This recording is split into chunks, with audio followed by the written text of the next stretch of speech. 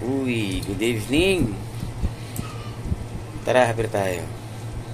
Bakit naman ganun? Puro love problems yung pinapadala nyo sa akin. Pinapasagot nyo sa akin. Pwede namang padala nyo na lang ako through my Gcash. Padala nyo lang ako ng Gcash. Mas matutuwa pa ako kaysa problemahin ko yung problema nyo. Pero sumasagot din naman ako na maayos. Kaso nga lang, hinahaluan ko lang talaga ng kalokohan. Kasi ayokong iparamdam dun sa sender na pagdadaan talaga niya yung ganun lungkot.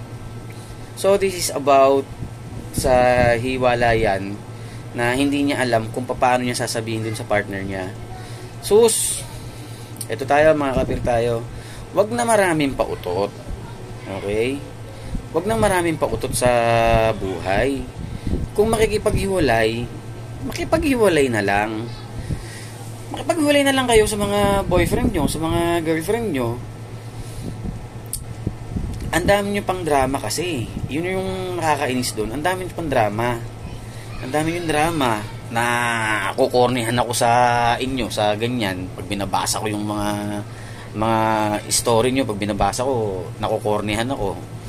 Kung ako sa inyo, kung makikipaghiwalay kayo, it's either dito to sa girlfriend o sa boyfriend. Kung makikipaghiwalay kayo, prangkahin nyo na kaagad. Diretso nyo na. Prangkahin nyo ng ganito. Pwede bang maghiwalay na lang tayo? Pwede bang maghiwalay na lang tayo? Kasi nagkakagusto na ako sa iba eh. Ganyan sana. Pero i-deliver mo na in a proper way. Pero totoo na naman, masasaktan mo naman talaga siya. At least sinabi mo sa kanya ng diretso na hindi mo na kailangan magpanggap pa na mahal mo pa rin siya. May tinatago ko sa kanya. Iba to sa sinasabing cheating. Mas maganda yung maging prangka ka, sabihin mo ng diretso ko agad sa kanya na meron ka nang nagugustuhang iba. Ganyan sana. Hindi yung puro drama, pagod na ako, kung ano-ano pa sasabihin, nahihirapan na sa sitwasyon. Alam nyo, pareho to sa sasabihin ko sa babae o sa lalaki, GF, boyfriend, ganyan. Alam nyo guys, mahirap iparamdam sa partner natin na na minamahal na lang natin siya nang dahil sa awa. Ang hirap iparamdam nun, na nag-i-stay ka na lang kasi dahil sa awa. Maging maging patas tayo sa feelings ng mga partners natin. Kung alam nilang hindi mo na siya mahal, o hindi mo na sila mahal, huwag mo yung iparamdam huwag mong iparamdam na dapat maramdaman niya. Dapat prangkahin mo na lang din kaagad, diretsahin mo na.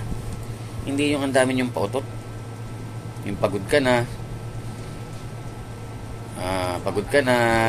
basta yung mga pagod ka na, mga gano'n. Yun naman yung karaniwan naririnig ko sa mga sinasabi ng mga nagbe-break, pagod ka na susuffocate na ako sa relationship natin, yung mga gano'n. Ang dami kong naririnig na ganyan. Ang dami kong nababasa na ganyan. So yun lang yung sasabihin ni Kaapir tayo. So ayan. So yun na yung payo ko ron regarding sa hiwalayan na yun. Maging prangka ka. Sabi sa'yo, pagka ikaw yung nakaramdam ng pagmamahal na awa na lang yung nararamdaman sa'yo, makakapanliit ng pagkatao.